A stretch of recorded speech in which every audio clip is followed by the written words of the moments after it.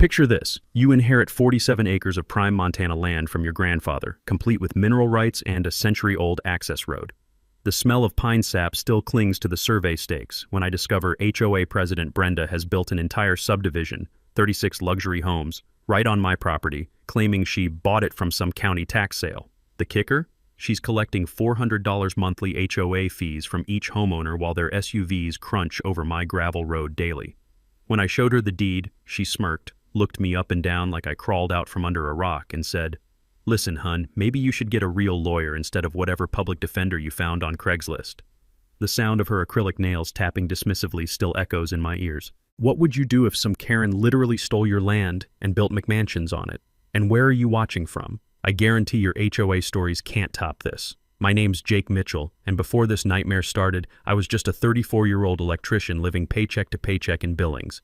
Then Grandpa Henry passed, leaving me his 47-acre spread outside Whitefish, complete with timber rights, mineral rights, and a crystal-clear mountain stream that sounds like nature's own white noise machine. The land had been in our family since 1923. Grandpa always said, "Jake, this dirt's worth more than gold, but only if you're smart enough to hold on to it." I planned to build a modest cabin, maybe start that electrical contracting business I'd been dreaming about. The morning air up there smells like freedom, pine needles mixed with that crisp Montana cold that burns your lungs in the best way. But here's where things get interesting. The property came with one peculiar feature, a private gravel road that dead-ended at the county highway. Grandpa had maintained it for decades, and legally, it was mine. Think of it as a 200-yard driveway that happened to be wide enough for 2 trucks. Enter Brenda Kowalski. Brenda wasn't just any HOA president, she was the kind who'd measure your grass with a ruler and fine you for having the wrong shade of mailbox. Picture a woman who wore pearls to the grocery store and drove a white Escalade with personalized plates reading HOA Case. Her voice had that particular pitch that could crack glass. You know the type.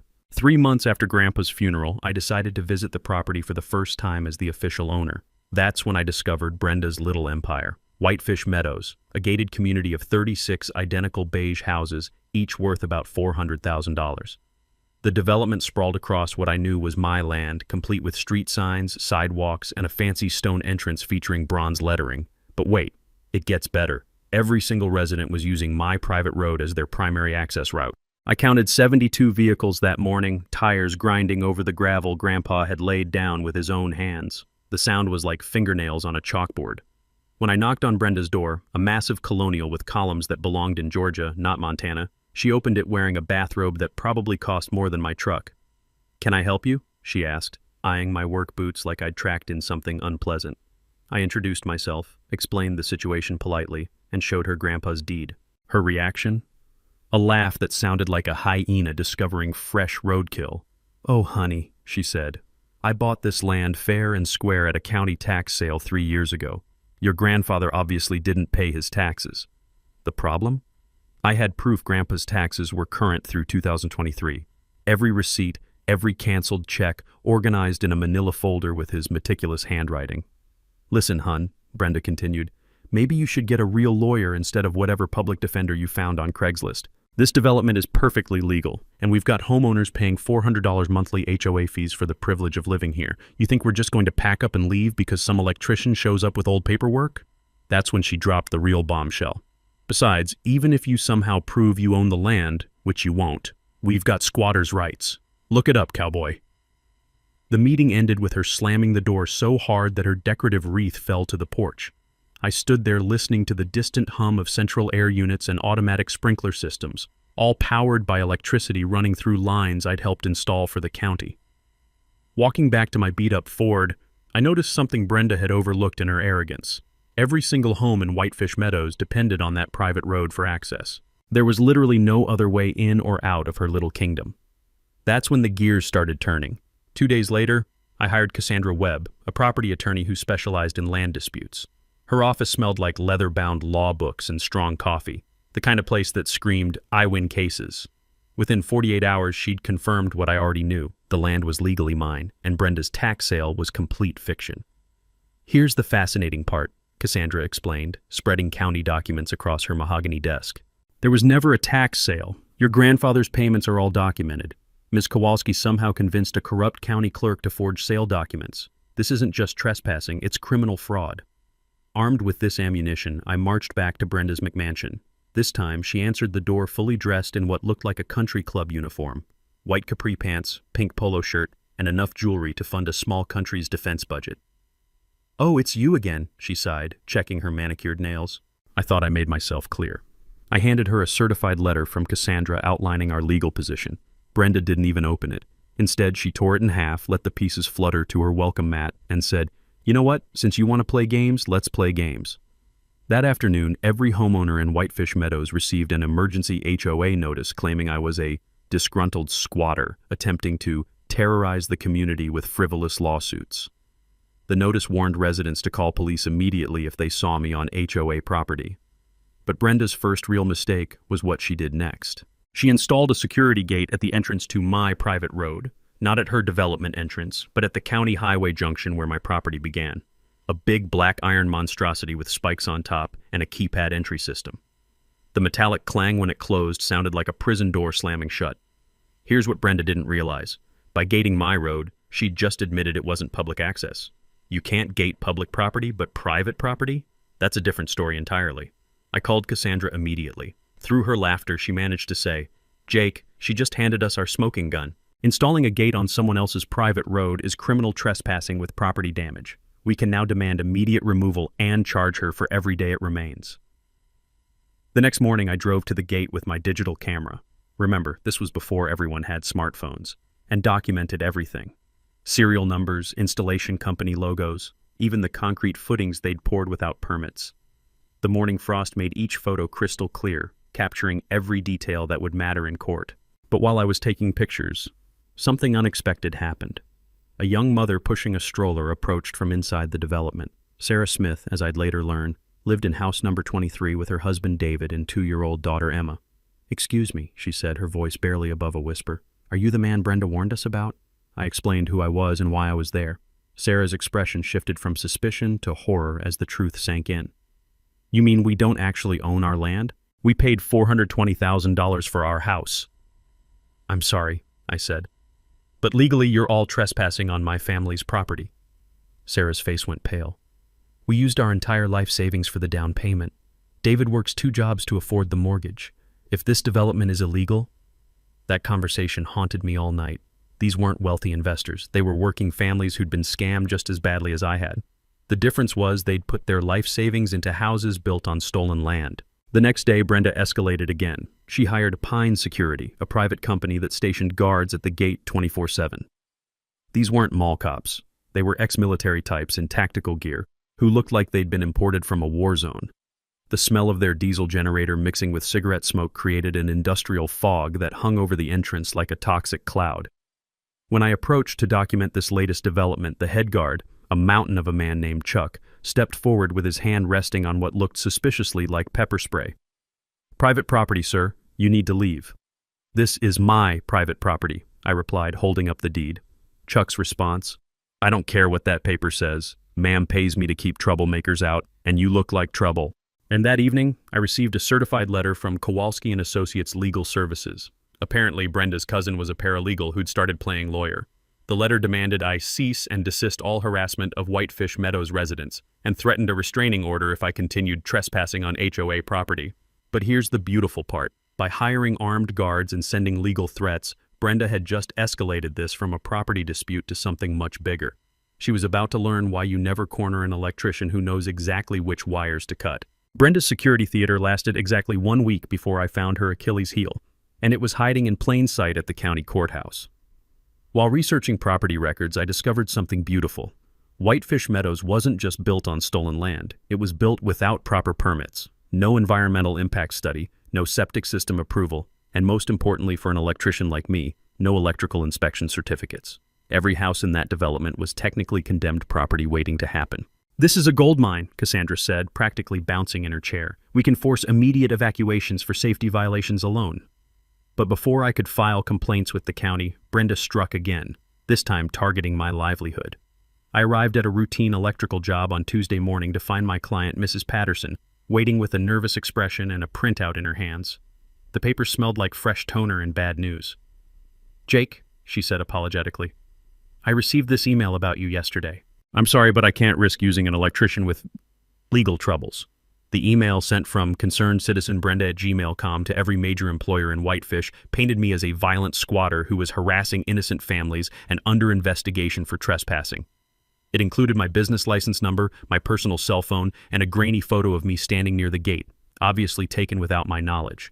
Within 48 hours, I'd lost 3 major contracts worth $15,000. The sound of my phone not ringing became deafening.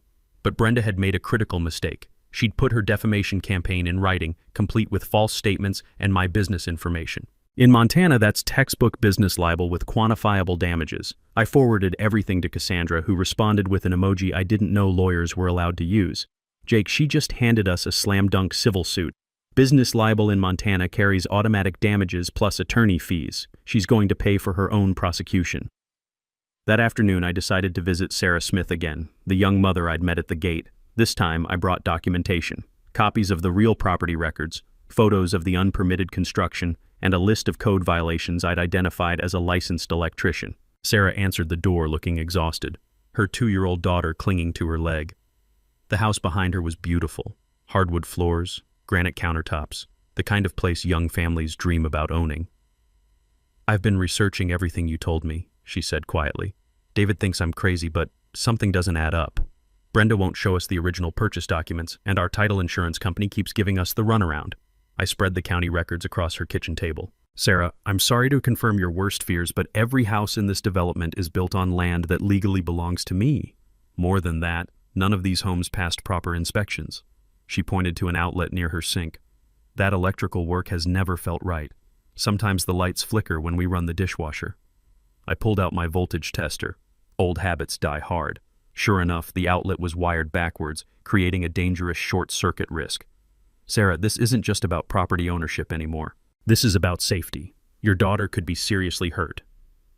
That's when Sarah dropped her own bombshell. "Jake, there's something else. Brenda's been collecting additional special assessments from everyone, $200 per month for legal defense funds. She says we're all being sued by a crazy person and we need to stick together. Do the math. 36 homes, x $200 monthly equals $7,200 in extra income." Brenda was pocketing while painting me as the villain. She wasn't just stealing land, she was running a protection racket. "There's more," Sarah continued. "Last week she called a mandatory HOA meeting. Anyone who didn't attend got fined $500. She announced new rules. No talking to strangers, no discussing community legal issues with outsiders, and anyone caught fraternizing with the enemy, her words, would face immediate eviction proceedings." The smell of Sarah's afternoon coffee couldn't mask the scent of fear in that kitchen. This wasn't just about property anymore. Brenda had created a climate of intimidation that would make any dictator proud. That evening, I received an unexpected phone call from Chuck, the security guard. "Listen, man," he said, his voice unusually quiet. "I quit working for that crazy lady. She's not paying us anyway, 3 weeks behind on paychecks. But there's something you should know. She's planning to file criminal trespassing charges against you this Friday. Says she's got photos and witness statements proving you've been stalking residents." "What kind of photos?" "The kind that ain't exactly accurate, if you know what I mean." Chuck's tip-off gave me exactly what I needed. 48 hours to prepare my own surprise for Brenda's little photo op. Time to show her what happens when you mess with someone who knows how to rewire an entire system from the ground up. Friday morning arrived with the kind of mountain chill that makes your breath visible and your resolve crystal clear. I knew Brenda was planning her ambush, so I decided to give her exactly what she wanted, with a few modifications she wasn't expecting. At 7:30 a.m., I parked my truck at the county highway junction, just outside the gate to my private road.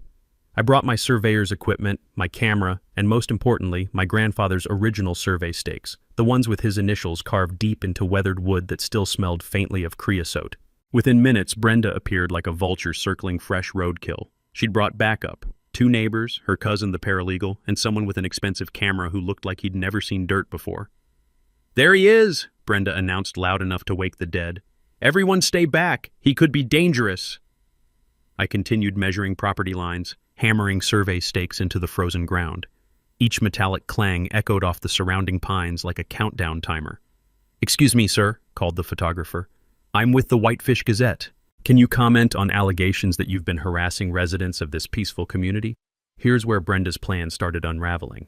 She'd invited a real journalist to document her citizen's arrest of a dangerous trespasser, except I wasn't trespassing, and I had documentation proving it. I handed the reporter copies of my property deed, the fraudulent tax sale documents, and photographs of unpermitted construction. I'm Jake Mitchell, legal owner of this land. These people built 36 homes on property that's been in my family since 1923. The reporter's expression shifted from bored to fascinated. You're saying this entire development is illegal? Not just illegal, dangerous. As a licensed electrician, I've identified multiple code violations that put residents at risk. That's when Brenda made her second mistake of the morning. Instead of backing down, she doubled down on her lies. "Don't listen to him," she shrieked. "He's a disgruntled squatter trying to steal our homes. We have legal documents proving—" "Show them," I interrupted calmly. Silence. The kind of silence that falls over a courtroom when the defendant realizes their lawyer just quit. I don't have to prove anything to you," Brenda sputtered. The reporter, whose name was Marcus Webb, no relation to my attorney, pulled out his own notebook. "Ms. Kowalski, can you provide documentation of your land purchase?" That's confidential HOA information." But here's where my real plan kicked in. While Brenda was performing for the camera, I'd been systematically documenting something she'd overlooked. Her gate installation had damaged county utility lines.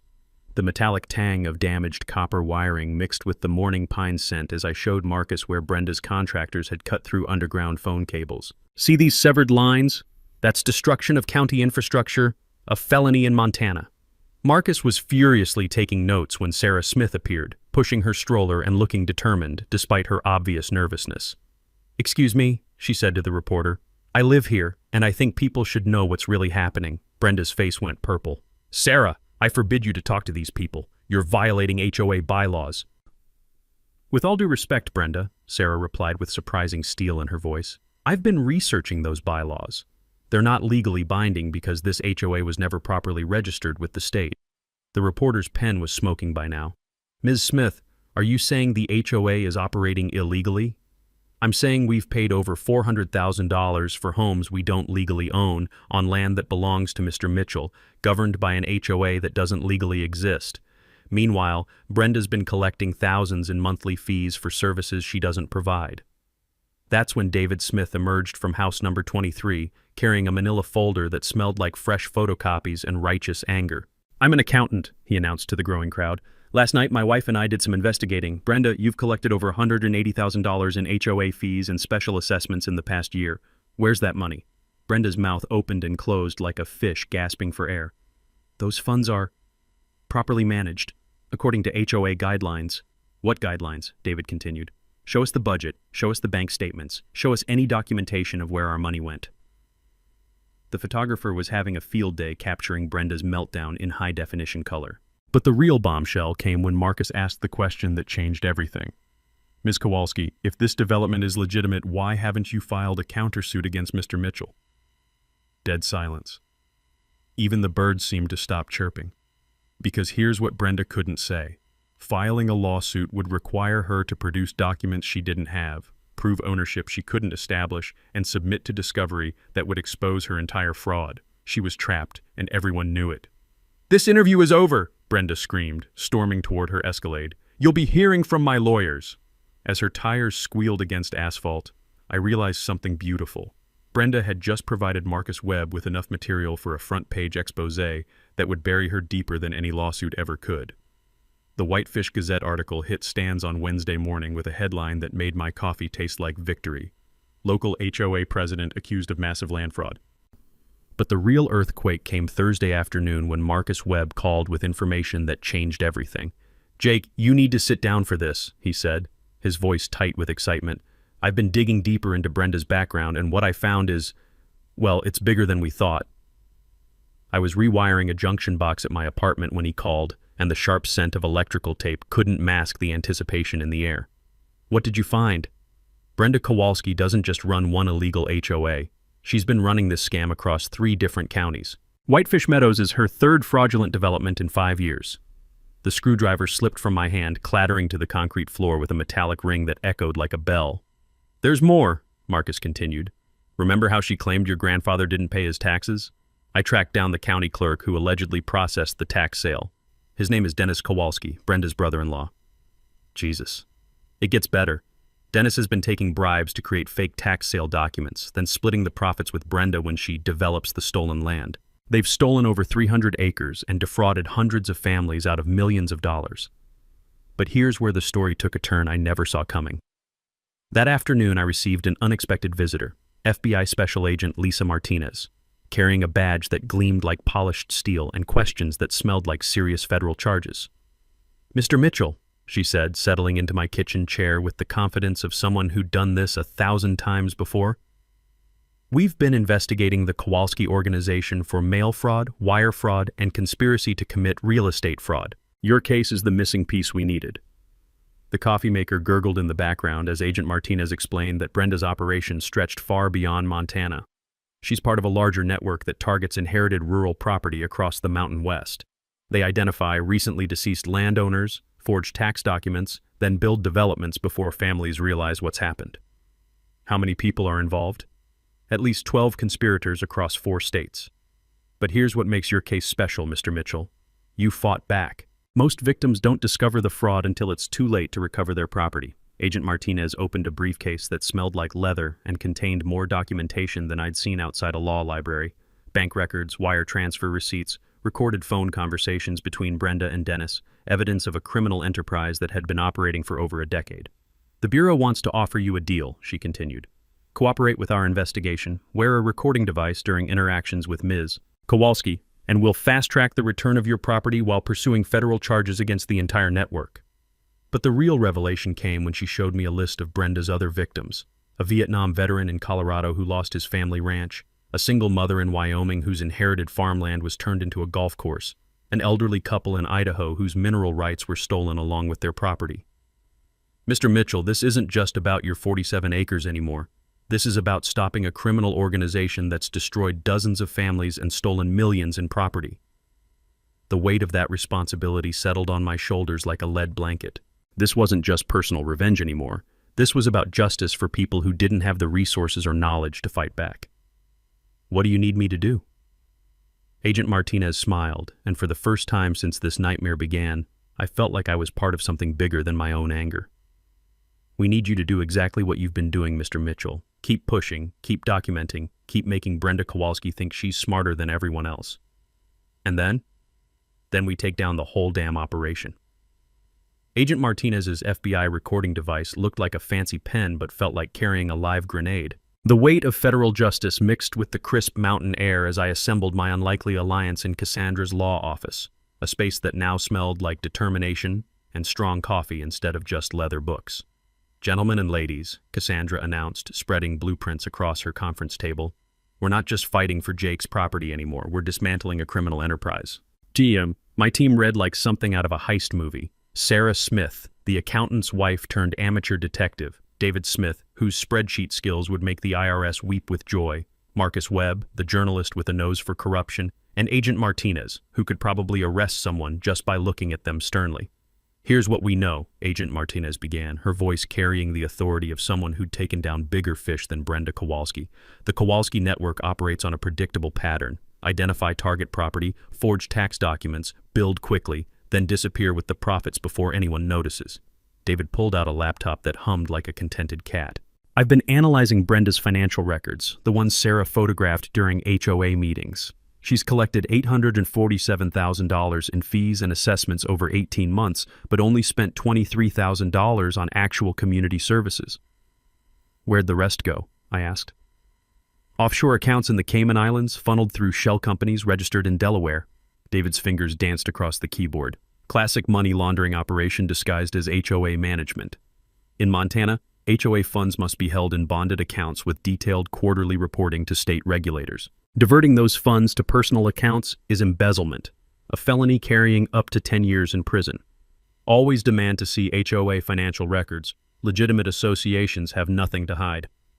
Sarah spread out photographs that captured every detail of the development like a crime scene investigation. "I've documented 17 building code violations, including improper foundation work that could cause structural collapse during our next major earthquake." "Earthquake?" I asked. "We're sitting on an active fault line," she replied matter-of-factly. "Brenda's contractors skipped the geological survey required for developments over 25 units. If we get a 5.0 tremor, half these houses could literally slide down the mountain." Marcus looked up from his notepad, pen poised like a weapon. I've been tracking down the other victims Agent Martinez mentioned. The Colorado veteran, he's willing to testify. So are the Wyoming family and 3 others we've located. This isn't just about Montana anymore, it's a federal conspiracy case. Agent Martinez nodded approvingly. Which brings us to the operation itself. Jake, we need you to approach Brenda one more time wearing the wire, get her talking about the tax sale, the forged documents, anything that demonstrates criminal intent. What's my angle? Desperation, Cassandra suggested, the fluorescent lights reflecting off her glasses like inspiration striking. Pretend you're broke, losing your electrical license, willing to negotiate. Make her think she's won. Federal wire fraud requires proof of intent to deceive across state lines. Recording someone admitting to forging government documents provides that proof instantly. Never admit to crimes over the phone. Law enforcement can and will use recorded conversations in court. The plan crystallized like frost on a windshield. While I played the defeated victim, Sarah would continue photographing financial documents during HOA meetings. David would trace more money transfers, Marcus would interview additional victims, and Agent Martinez would coordinate with prosecutors in 4 states to build an airtight federal case. But here's the beautiful part, I said, feeling puzzle pieces click into place with satisfying precision. Brenda thinks she's got me cornered, which means she'll get cocky. Cocky criminals make mistakes. What kind of mistakes? Sarah asked. I pulled out my grandfather's original survey map, its edges yellow with age and wisdom. She's never actually seen the complete property boundaries. She thinks she stole 47 acres, but Grandpa's land extends another 15 acres past the development, including the hillside where she built her own house. Dead silence. Then Cassandra started laughing, a sound like champagne corks popping. You mean Brenda's personal residence is also built on your property? According to this 1923 survey, her McMansion sits dead center on mineral rights that are worth about $2.3 million in today's market. David's calculator was smoking by now. Jake, if you can prove ownership of those mineral rights. I don't just prove ownership. I prove she's been illegally extracting and selling gravel from my land to pave county roads. That's theft of natural resources, which carries automatic treble damages under Montana law. Mineral rights in Montana include surface materials like gravel, sand, and stone. Unauthorized extraction constitutes theft with damages calculated at 3 times market value plus attorney fees. Always verify mineral rights before purchasing rural property. They're often more valuable than the land itself. Agent Martinez was grinning like a shark who'd just smelled blood in the water. Mr. Mitchell, I think Brenda Kowalski is about to have the worst week of her criminal career. The wire felt like a metallic spider crawling under my shirt as I approached Brenda's house Monday morning, playing the role of a broken man ready to surrender. The smell of her automatic sprinkler system mixing with expensive fertilizer created an artificial paradise that would soon become her personal hell. I'd practiced my defeated posture in the mirror, shoulders slumped, voice cracking slightly, the body language of someone who'd run out of fight. Agent Martinez had coached me on key phrases that would trigger admissions. I can't afford to keep fighting. Maybe we can work something out, and the golden ticket. I just need to know how you pulled this off so perfectly. Brenda answered the door wearing a silk robe that probably cost more than most people's monthly rent, her smile sharp enough to cut glass. Well, look what the cat dragged in. Ready to admit defeat, cowboy? Mrs. Kowalski, I said, letting my voice tremble just slightly. I think we need to talk. She invited me into her living room, a monument to nouveau riche excess featuring gold-plated everything and furniture that screamed, I have money but no taste. The morning sunlight streaming through oversized windows illuminated dust particles that danced like tiny witnesses to what was about to unfold. I'll be honest with you, I continued, settling into a chair that felt like sitting on a marshmallow made of leather. I'm broke. Lost 3 major contracts because of this legal mess. My attorney says I'm looking at years of litigation I can't afford. Brenda's eyes lit up like a predator sensing weakness. I tried to warn you, honey. David and Goliath stories only work in the Bible. That's just it. I'm not David anymore. I'm just tired. I rubbed my face with hands that genuinely shook from the adrenaline of playing this role. Maybe there's a way we can work something out. What kind of arrangement did you have in mind? Here's where I took the biggest risk of the entire operation. I need to understand how you did it. The tax sale, the development permits, all of it. If I'm going to walk away from my family's land, I need to know how completely I got outplayed. Brenda practically purred with satisfaction. Oh, Jake, it was almost too easy. She poured herself coffee from a machine that probably cost more than my truck, the rich aroma mixing with her triumph. See, most people don't understand how the system really works. What do you mean? County clerks are just civil servants making $35,000 a year. Show them the right incentive, and suddenly paperwork can be flexible. She laughed, the sound echoing off marble countertops like coins dropping into a collection plate. My brother-in-law Dennis has been managing tax sales for 15 years. He knows which properties have elderly owners, which families are too poor to fight back, which parcels are worth developing. The recording device captured every word as Brenda detailed her criminal enterprise with the pride of a master craftsman explaining technique. We target inherited land because families are usually scattered, grieving, and clueless about property law. Dennis creates fake tax delinquency records, then processes a sale to one of our shell companies. By the time anyone notices, we've got buildings in the ground and residents paying monthly fees. But what about inspections? Building permits? Brenda's smile turned predatory. Jake, honey, you really don't understand how small-town politics work. The building inspector owes his job to county commissioners who owe their elections to developers who donate to their campaigns. Everyone gets their cut, everyone stays quiet. She was confessioning so freely that I almost forgot to seem defeated. How many times have you done this? Whitefish Meadows is our 4th development. We've got projects planned in Utah and Colorado, bigger properties, higher-end homes. This little operation has generated over $12 million in revenue over 5 years. But here's where Brenda's arrogance led to her biggest mistake yet. As she detailed her criminal network, she also revealed something Agent Martinez had been desperate to confirm: the location of the offshore accounts. The beauty of the Cayman Islands, she continued, is that they don't ask questions about deposits under $500,000. We just break up the transfers, launder them through legitimate HOA management companies, and voila, clean money. I leaned forward, playing the role of someone impressed despite himself. Brenda, I have to admit, this is genius. But what happens when someone like me doesn't give up? Her expression darkened like storm clouds gathering over mountains. Usually they get tired and go away. But when they don't... She paused, sipping her coffee with deliberate slowness. Well, let's just say accidents happen. Electrical problems in small apartments, car troubles on mountain roads. People disappear all the time in Montana. The temperature in that room dropped 20 degrees as I realized Brenda Kowalski wasn't just a con artist. She was describing murder as casually as discussing the weather. The wire captured every threatening word as my blood turned to ice water. Is that a threat, Mrs. Kowalski? That's just reality, cowboy. Sometimes people need to learn when to quit while they're still breathing. That afternoon, Agent Martinez played back Brenda's recorded threats in the FBI field office, her face grim as granite. The sound of Brenda casually discussing accidents and people who disappear filled the sterile room like toxic gas, making everyone present understand we weren't just dealing with fraud anymore. Mr. Mitchell, Agent Martinez said, clicking off the recording device, you just captured a confession to conspiracy, money laundering, bribery of public officials, and criminal threats. But more importantly, you may have recorded evidence of previous murders. The coffee in my stomach turned to acid. You think she's killed people before? We're reopening 3 accidental deaths in counties where the Kowalski network operated. A property owner in Colorado who died in a suspicious house fire. A Wyoming rancher whose truck went off a cliff the day before he was scheduled to meet with an attorney. An elderly woman in Idaho who suffered food poisoning after refusing to sell mineral rights. But before I could fully process that nightmare, my phone rang with news that made everything infinitely worse. Sarah Smith's voice was barely a whisper, tight with terror. Jake, they took David. What do you mean, took him? 2 men came to our house this morning. They said David was being arrested for financial crimes related to his investigation of HOA funds. But Jake, they weren't real police. The metallic taste of adrenaline flooded my mouth. How do you know? Real officers would have shown warrants, read Miranda rights, allowed David to call an attorney. These men just handcuffed him and drove away in an unmarked van. When I called the sheriff's department, they had no record of any arrest.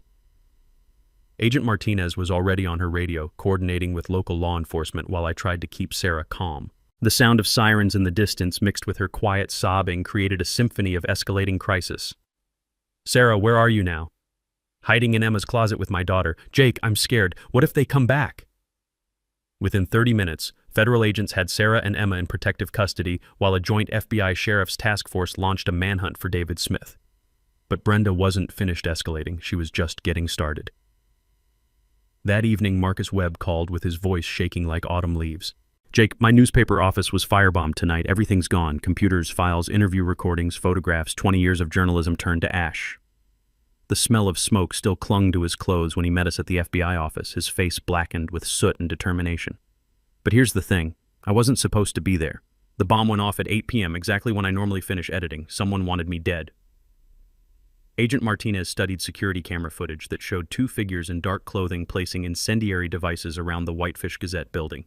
The grainy video captured their methodical approach. This wasn't vandalism. It was attempted murder disguised as property destruction.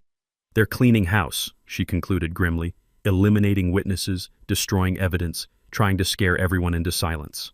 But Brenda's escalation reached peak insanity the next morning when I discovered what she'd done to my grandfather's grave. I'd driven to the family cemetery, a small plot on a hillside overlooking the stolen land, to update Grandpa Henry on the fight for his property. What I found made my blood boil with volcanic intensity. Someone had dug up his grave. The headstone lay shattered like broken teeth, and the mahogany casket sat exposed in the Montana morning sun, its brass handles gleaming obscenely. Scattered around the desecrated plot were copies of property deeds, survey maps, and a handwritten note in Brenda's distinctive handwriting. "Even the dead can't help you now." The sound that escaped my throat wasn't quite human, part roar, part sob, part primal scream of rage that echoed off the surrounding mountains.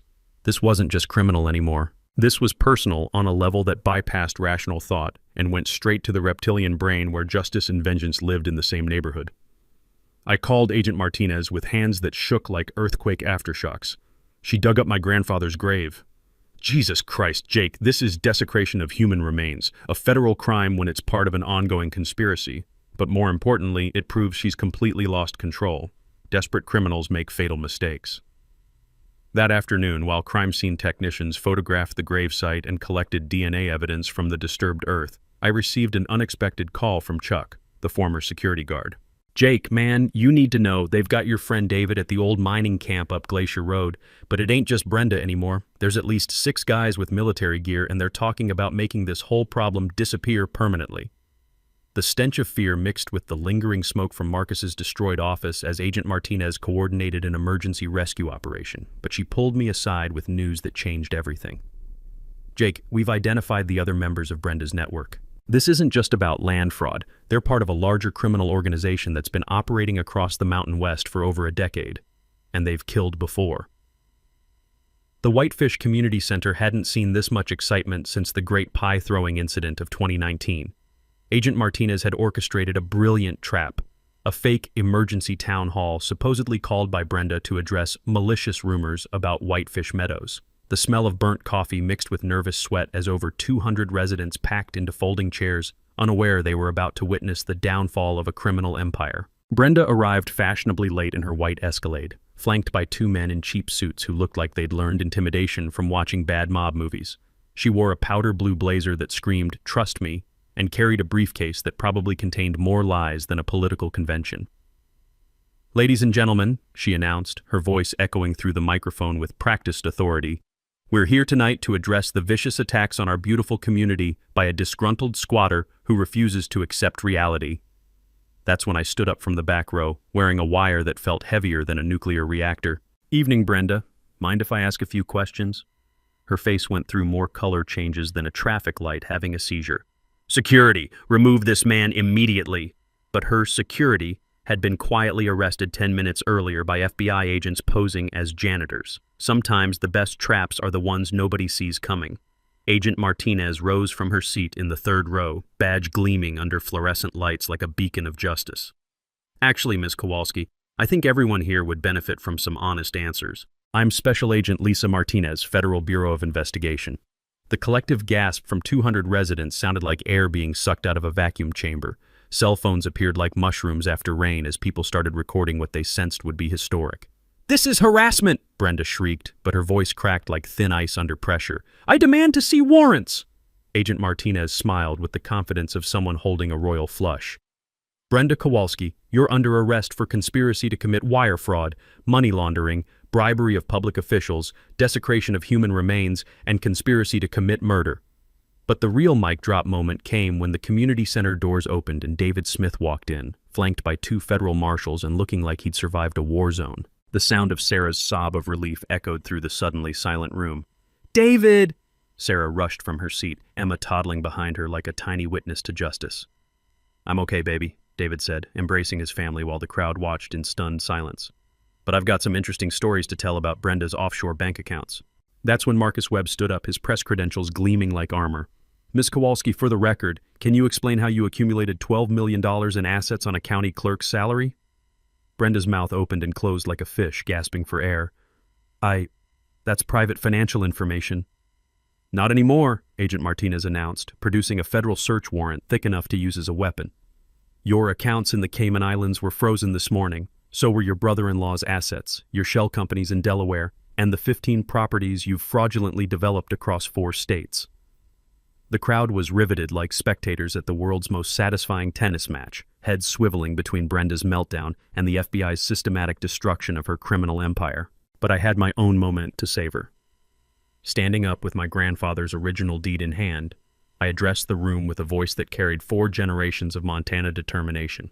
"Folks, I want everyone here to know, every single home in Whitefish Meadows was built on land that legally belongs to me. But I'm not here to destroy families or leave anyone homeless." The silence was so complete you could hear heartbeats. "Tomorrow morning I'll be filing paperwork to donate the entire 47 acres to the Whitefish Community Land Trust. Every family who bought a home in good faith will receive clear title for exactly what they paid. No more, no less. The only person losing anything tonight is the woman who stole it in the first place." The explosion of applause sounded like thunder rolling across mountains. But the sweetest sound came when Brenda finally cracked under the pressure of her collapsing world. "You can't prove anything," she screamed, her composure dissolving like sugar in rain. "Yes, I took the money. Yes, I forged the documents, but everyone does it. The whole system is corrupt. Why shouldn't I get my share?" Agent Martinez clicked off her recording device with satisfaction that practically glowed. "Thank you, Ms. Kowalski. That confession just saved taxpayers the cost of a lengthy trial." As federal agents led Brenda away in handcuffs, she turned back with eyes full of the kind of hatred that makes rattlesnakes look friendly. "This isn't over, Mitchell. You have no idea what you've started." My response echoed through the community center like a bell tolling for justice. "Brenda, it was over the day you messed with my grandfather's grave. Some things are more important than money, like family, truth, and making sure bullies learn there are consequences." 6 months later, I stood on the front porch of my new cabin, built on the original foundation where Grandpa Henry's house once stood, watching the sunrise paint the Glacier National Park peaks in shades of gold that no amount of money could buy. The smell of fresh-cut pine mixed with morning coffee created the kind of peace that only comes after a storm has finally passed. The Whitefish Meadows Community Land Trust had become a model for affordable housing across Montana. Every family kept their homes at cost, with monthly payments going toward community improvements instead of some criminal's offshore account. Sarah Smith had been elected the first president of the Legitimate Homeowners Association, and David's accounting skills ensured every penny was tracked with military precision. But the real satisfaction came from watching justice unfold like a perfectly planned electrical circuit.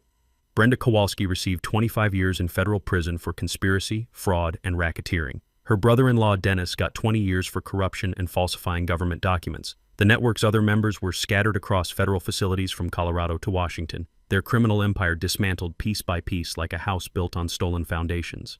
The FBI recovered over $18 million in stolen assets, which were distributed to victims across 4 states. The Vietnam veteran in Colorado got his ranch back, along with enough compensation to cover the years of illegal development. The Wyoming family received triple damages for their stolen farmland. The Idaho couple's mineral rights were restored with interest that set them up for retirement. Agent Martinez received a commendation for breaking up what prosecutors called the largest rural land fraud conspiracy in western United States history. Marcus Webb's newspaper, rebuilt with insurance money and community donations, won a Pulitzer nomination for investigative journalism. His series, The Land Thieves, became required reading in journalism schools across the country. Chuck, the former security guard, testified against Brenda in exchange for immunity and now works as head of security for the Community Land Trust, protecting families instead of threatening them. Sometimes redemption comes in unexpected packages. As for my electrical business, word of mouth from the Whitefish Meadows story brought more contracts than I could handle. Turns out people appreciate an electrician who knows how to rewire more than just buildings, someone who can untangle corruption and restore power to communities that need it most. The Land Trust established the Henry Mitchell Memorial Scholarship for rural students pursuing trades education. Every year, 10 young people receive full funding for electrical, plumbing, or carpentry training. skills that build communities instead of tearing them down. Grandpa would have loved knowing his stolen land became a foundation for honest work and honest futures. Sarah Smith started a consulting business helping other communities identify and report HOA fraud. Her motto, "If the books don't balance, neither does the leadership." She's already helped expose 3 other criminal networks and saved dozens of families from financial ruin. The old mining camp where David was held became a wilderness education center for at-risk youth. Sometimes the places where evil operates become foundations for good, a kind of cosmic justice that feels right in the Montana mountains. But perhaps the sweetest ending came when I finally had Grandpa Henry properly reburied in a new cemetery overlooking the community that now thrived on his land. The headstone reads, "Henry Mitchell. He believed land should serve families, not criminals." Every summer, the Community Land Trust hosts the Henry Mitchell Festival, 3 days of music, food, and celebration that draws visitors from across the region. Local artisans sell handmade goods, families share stories around campfires, and kids learn traditional Montana skills like fly fishing and wilderness navigation. The festival generates enough revenue to maintain the scholarship fund and support other community projects. Standing here now, watching my neighbors tend gardens and children play in yards that were once built on lies, I understand what Grandpa meant about land being worth more than gold. He was right, but only when it's held by people who understand that real wealth comes from community, not conquest. Here's my challenge to everyone watching. If you've got an HOA horror story, whether it's financial fraud, abuse of power, or just petty tyranny, share it in the comments below. Your story might help someone else recognize the warning signs before it's too late. And if this kind of justice-served content speaks to you, hit that subscribe button, because there are more Brendas out there, more communities under attack, and more stories that need telling. Sometimes the best revenge is simply making sure the truth gets heard. Thanks for watching HOA Stories. If this episode made you laugh or shake your head at HOA madness, hit that like button and drop your opinion below. We post HOA Karen Chaos and Neighborhood Showdowns every week, so be sure to subscribe to catch the next unbelievable story.